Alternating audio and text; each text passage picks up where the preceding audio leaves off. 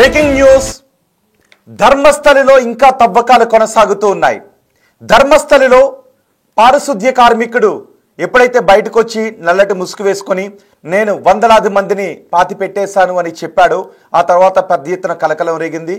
కర్ణాటక ప్రభుత్వం సిట్ వేసింది. సిట్ వెళ్ళి ఆ వ్యక్తి చూపించిన 13 ప్రదేశాలలో, ఆ పారిశుద్ధ్య కార్మికుడు చూపించిన 13 ప్రదేశాలలో మార్కులు చేసి తవ్వకాలు ప్రారంభించారు. ఇప్పటి వరకు కేవలం 5-6 స్కెల్టన్స్ మాత్రమే అక్కడ లభ్యమయ్యాయి. అయితే 13వ సైట్లో చాలా ఎక్కువ మందిని పాతి పెట్టినట్టుగా అతను చెప్పాడు. ఆ 13వ సైట్లో తవ్వటానికి అక్కడ ఒక విద్యుత్ ట్రాన్స్ఫార్మర్ ఉంది. ఆ విద్యుత్ ట్రాన్స్ఫార్మర్ని అక్కడ నుంచి తొలగించాల్సి ఉంటుంది. ఆ వ్యక్తి అక్కడ ఏం చెప్తున్నాడంటే 20 అడుగులు అక్కడ తవ్వితే ఆ ఆనవాళ్ళు బయటకు వచ్చే అవకాశం ఉంటుందని చెప్తున్నారు. సో ఇప్పటి వరకు ఆ వ్యక్తి చెప్పిన దానికి అక్కడ లభ్యమైన స్కెల్టన్స్కి సంబంధం లేకపోవడంతో ఆ 20 అడుగులు 13వ సైట్లో తవ్వాలా లేదా అని సిట్ అధికారులు ఆలోచించారు. సో అక్కడ తవ్వకాల కంటే ముందు రాడార్ని జీపీఆర్ని, గ్రౌండ్ పెనట్రేటింగ్ రాడార్ని, జీపీఆర్ సిస్టమ్ని అక్కడ ఉపయోగించాలని అనుకుంటున్నారు. ఇప్పుడు జీపీఆర్ సిస్టమ్ అక్కడికి తీసుకుని వెళ్ళి అక్కడ సెర్చ్ చేయబోతున్నారు.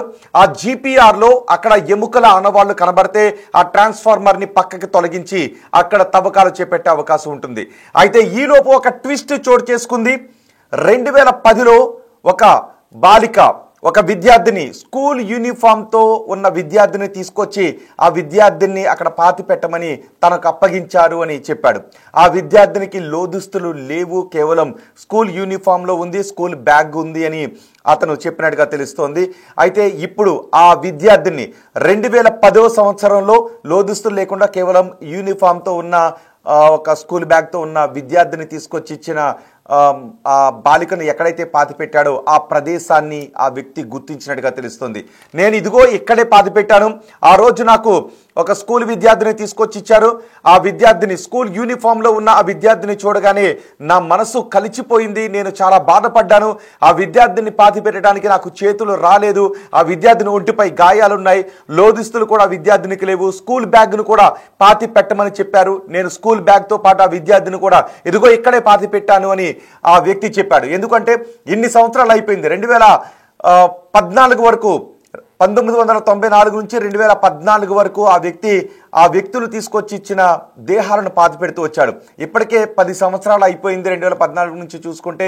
కాబట్టి అతను ఎగ్జాక్ట్గా గుర్తించలేకపోతున్నాడు, కొంచెం అటు ఇటుగా గుర్తించగలుగుతున్నాను అని చెప్తున్నాడు. ఇప్పుడు అక్కడ తిరిగిన తర్వాత ఆ ప్రదేశంలోకి రోజు కూడా సిట్ అధికారులు అతను తీసుకువెళ్తున్నారు. ఇక్కడ తవ్వండి అని చెప్పారు. 11 దగ్గర తవ్విన తర్వాత 11/A అని కూడా మార్క్ చేస్తారు ఒక సైట్కి. ఆ సైట్లో 4కి సంబంధించిన ఎముకలు అక్కడ దొరికాయి. దీంతో మిగిలిన చోట్ల తవ్వాలా, ఎలా తవ్వాలని వెళ్తూ ఉన్నారు. జీపీఆర్ను ఉపయోగించాలని అనుకుంటున్నారు, గ్రౌండ్ పెనట్రేటింగ్ రాడార్. ఆ గ్రౌండ్ పెనట్రేటింగ్ రాడార్ని తీసుకుని వస్తే దాంతో సెట్ చేస్తే ఆ కింద లోతుల్లో ఏదైనా ఎముకలు ఉన్నాయా, ఎటువంటి అవశేషాలు ఉన్నాయని అది గుర్తిస్తుంది. మొన్న మనకి SLBC దగ్గర టన్నెల్ పడిపోయినప్పుడు కూడా ఈ జీపీఆర్నే అక్కడ తీసుకొచ్చి సెర్చ్ చేశారు.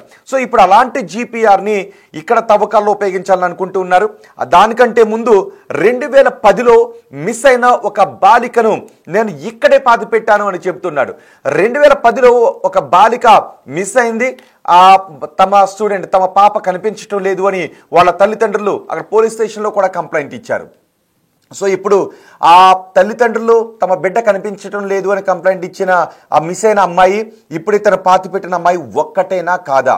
ఇప్పుడు అతను సరిగ్గా ఎగ్జాక్ట్గా చూపించాడు. ఇదిగో నేను ఇక్కడే పాతాను, నాకు చాలా స్పష్టంగా గుర్తుంది, ఇప్పుడు గుర్తొస్తూ ఉంది అని చెబుతూ ఉన్నాడు. అది కల్లిరి పెట్రోల్ బంక్కి 500 మీటర్ల దూరంలో ఉంది. అక్కడ కల్లిరి పెట్రోల్ బంక్ ఉంటుంది.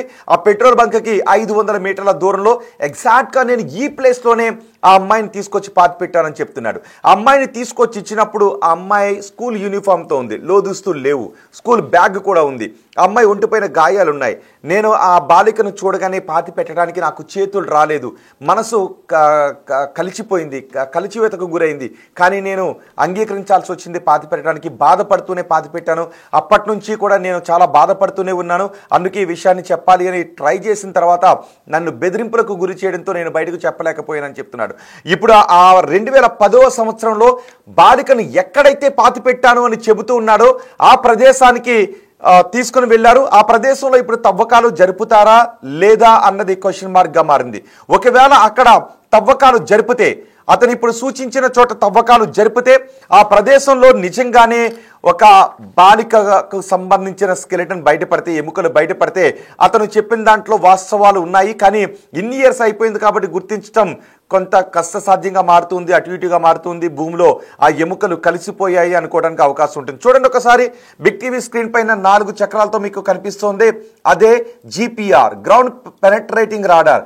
ఆ రాడార్ సహాయంతోనే గ్రౌండ్లో కొన్ని అడుగుల లోతులో, కొన్ని మీటర్ల లోతులో ఉన్న అవశేషాలను గుర్తించే అవకాశం ఉంటుంది. అది ఎముకలను, రాతి పొరలను కూడా ఈ జీపీఆర్ సిస్టమ్ గుర్తించగలుగుతుంది.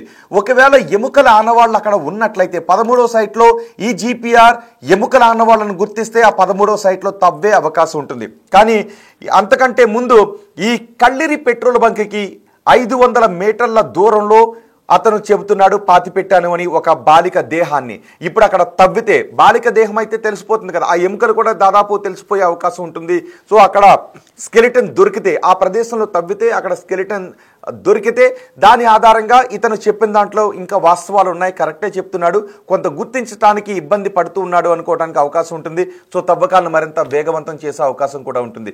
2010వ సంవత్సరంలో ఎవరైతే ఆ బాలిక తల్లిదండ్రులు తమ బిడ్డ మిస్ అయింది అని కంప్లైంట్ చేశారో ఇప్పుడు వాళ్ళను కూడా విచారించే అవకాశం ఉంటుంది. ఇక్కడ ఎముకలు తవ్విన తర్వాత ఇక్కడ పాతిపెట్టిన స్కూల్ విద్యార్థిని ఎముకలు మిస్ అయింది అని కంప్లైంట్ ఇచ్చిన వాళ్ళ తల్లిదండ్రుల డిఎన్ఏతో పోల్చడానికి అవకాశం ఉంటుందా లేదా? ఎందుకంటే డిఎన్ఏ ఇన్ని సంవత్సరాలు ఉండదు కాబట్టి ఆ ఎముకలతో నిర్ధారించడానికి అవకాశం ఉంటుందా లేదా అన్నది కూడా ఇప్పుడు నిపుణులు వెల్లడించాల్సినటువంటి అవసరం ఉంటుంది.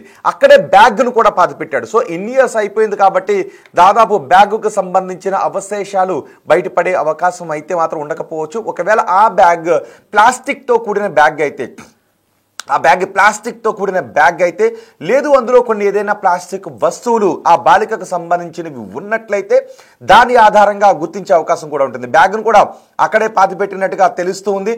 సో ఇప్పుడు ఆ బాలిక, స్కూల్ బాలికను 2010వ సంవత్సరంలో స్కూల్ బాలికను ఎక్కడైతే పాతిపెట్టాను అని చెప్తున్నాడు అక్కడ తవ్వకాలు జరపబోతున్నారు. మరికొన్ని గంటల్లో అక్కడ తవ్వకాలు జరిపితే అక్కడ ఎముకల అవశేషాలు బయటపడితే ఆ మిస్ అయింది అని కంప్లైంట్ ఇచ్చిన బాలికకు సంబంధించిన ఏదైనా వస్తువులు అక్కడ బయటపడితే ఇది ఒక పెద్ద సంచలనంగా మారే అవకాశం ఉంటుంది. మరి ఇప్పుడు అక్కడ తవ్వకాల్లో ఈ సంచలనం బయటపడబోతుందా, ఏం జరగబోతుందా అన్నది చూడాలి. ఇప్పటికే స్థానికులు, ధర్మస్థలలో అక్కడ ఉన్న స్థానికులు కొంతమంది యూట్యూబర్లపై దాడి చేశారు. మా ధర్మస్థలి ప్రతిష్టను దిగజారుస్తూ ఉన్నారు, ఏవేవో కథనాలు ప్రచారం చేస్తూ దిగజారుస్తూ ఉన్నారు అని మొన్న దాడి చేయడంతో ఇప్పుడు సిట్ అధికారులు అదనపు భద్రతను కూడా ఏర్పాటు చేశారు. అయితే ఆ దాడి వెనుక కూడా కొంత వ్యూహం ఉంది అనే చర్చలు కూడా వస్తున్నాయి. ఇక్కడ తవ్వకాలు ఆపించాలి అని అటువంటి దాడికి కొంతమంది పురుగులిపారు అంటూ కొన్ని మాటలు వినిపిస్తున్నాయి, విమర్శలు వినిపిస్తున్నాయి. సో ఆ దాడికి సంబంధించి ఒకవైపు ఎంక్వైరీ జరుగుతుంది, మరోవైపు తవ్వకాలు జరుపుతున్నారు. జీపీఆర్ గ్రౌండ్ పెనట్రేటింగ్ రాడార్ని కూడా తీసుకొస్తున్నారు. అండ్ ఇప్పుడు తాజాగా గుర్తించిన ప్రదేశంలో కూడా తవ్వబోతున్నారు. మరి ఈ తాజాగా గుర్తించిన ప్రదేశంలో ఏం దొరకబోతుందో చూద్దాం. ఒకవేళ అక్కడ ఎముకలు దొరికితే అవి స్కూల్ విద్యార్థినికి సంబంధించిన ఎముకలే అయితే అవి 2010లో తల్లిదండ్రులు తమ బిడ్డ ఒకరు మిస్ అయ్యారు అని కంప్లైంట్ ఇచ్చిన వాళ్ళకి సంబంధించింది అయితే ఇది పెద్ద సంచలనంగా మారే అవకాశం ఉంటుంది. ఆ సంచలనం ఈరోజు చోటు చేసుకునే అవకాశం ఉందా, ఏం జరగబోతుందో అనేది మనం చూడాలి.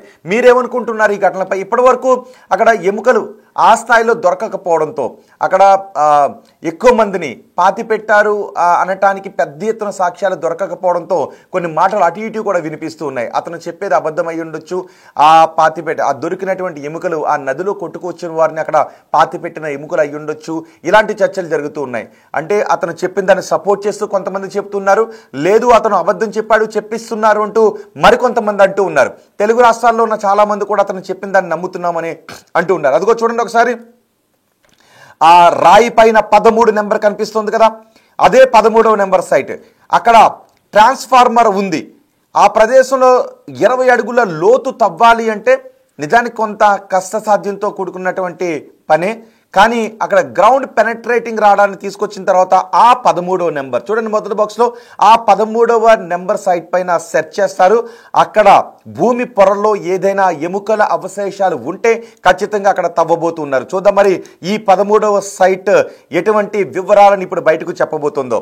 ఆ తర్వాత అతను తాజాగా చూపించిన ఒక సైట్ కల్లిరి పెట్రోల్ బంక్కి 500 మీటర్ల దూరంలో అతను చూపించిన ప్రదేశంలో ఇప్పుడు అధికారులు తవ్వే అవకాశాలు ఉన్నాయి. ఎందుకంటే ఇక్కడ 20 మీటర్లు తవ్వాలి, కానీ అక్కడ ఒక్కరినే పాతి పెట్టాను అని అంటున్నాడు. పైకి 13వ సైట్లో ట్రాన్స్ఫార్మర్ కూడా ఉంది కాబట్టి తవ్వటానికి కొంత ఇబ్బంది కలిగించేటువంటి అంశం.